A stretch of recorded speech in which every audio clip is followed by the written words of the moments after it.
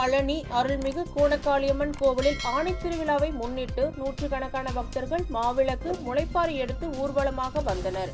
பழனி கடைவீதி பின்புறம் கச்சேரி புதுத்தெருவில் ஆணி மாத திருவிழா செவ்வாய்க்கிழமை சக்தி கரகம் எடுத்து வருதலுடன் துவங்கியது.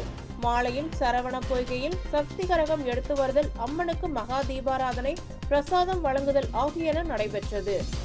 புதன்கிழமை காலை சண்முக நதிக்கு தீர்த்தம் எடுத்து வருதலும், மாலையில் மாவிளக்கு முளைப்பாரி ஊர்வலமும் நடைபெற்றது. நிகழ்ச்சியில் நூற்றுக்கணக்கான பெண்கள் மாவிளக்கு ஏந்தியபடி ஓம் சக்தி கோஷத்துடன் ஊர்வலம் வந்தனர்.